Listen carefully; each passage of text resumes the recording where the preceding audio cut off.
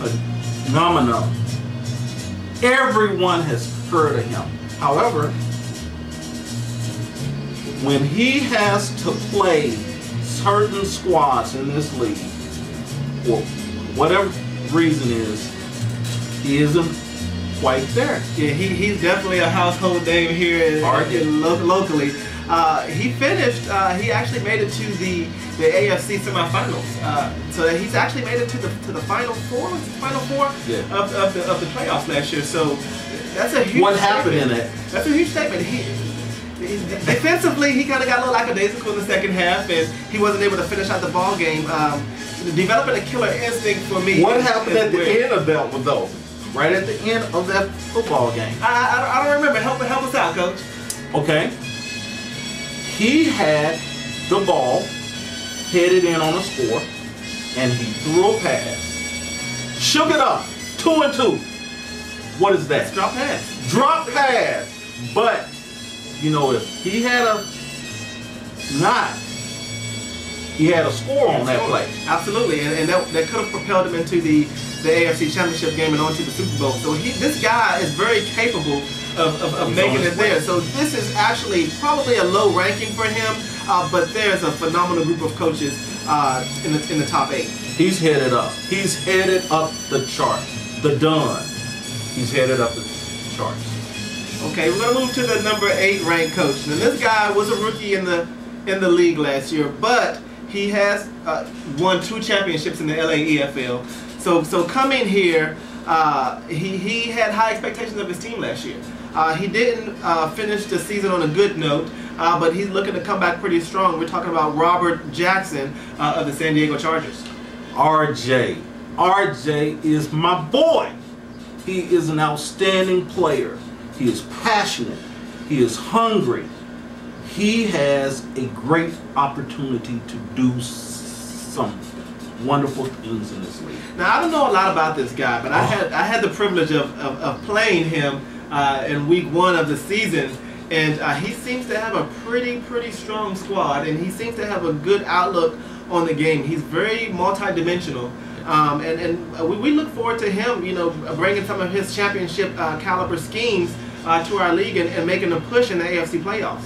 Yeah, he speaks of how he runs hurry-up offense.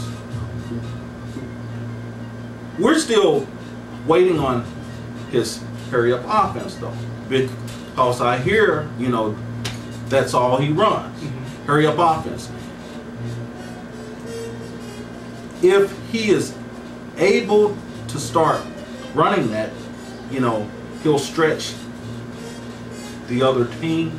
Easy scores. Plus, he has an outstanding defense as well. So if he scores easily and stops the other team, hey, championship? Who knows? Possibly. That's one of the things that we actually found out about Coach RJ when we played him. He's so strong inside the box that he doesn't play a whole lot with safeties. So he does give up a lot of long scores. If he tweaks that a little bit, I mean, this guy could go all the way. Well, I think, you know, when he arrived here, he had only heard of how it is here. But, you know, the experience of actually seeing it firsthand is a whole lot different from hearsay.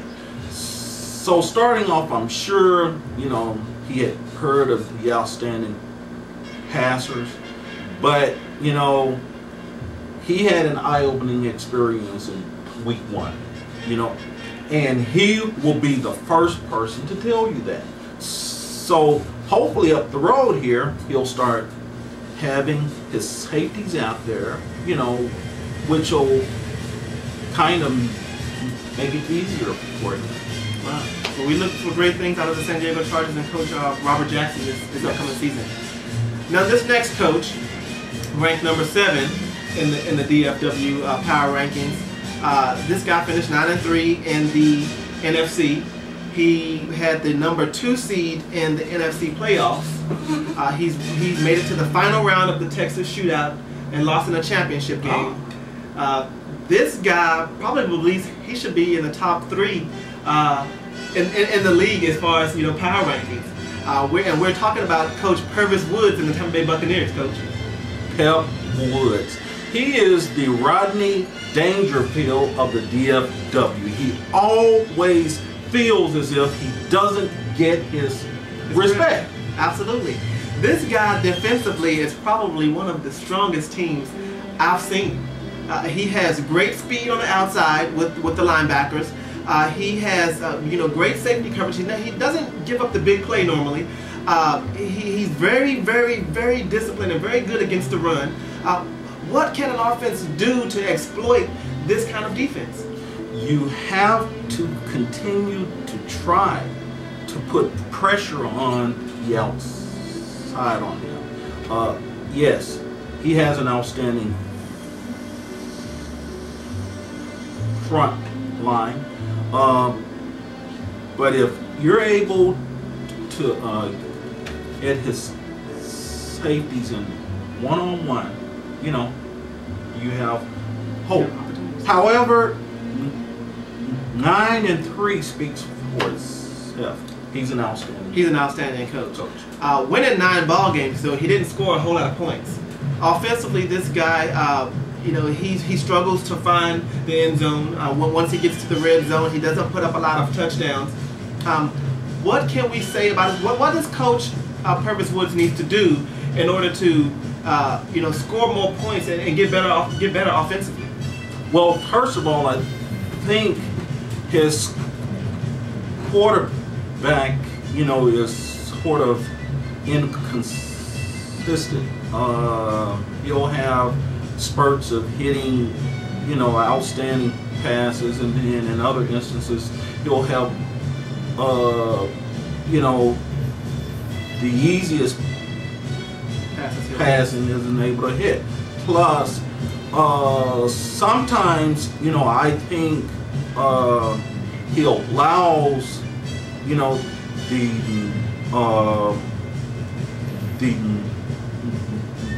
mental part of it to overtake him.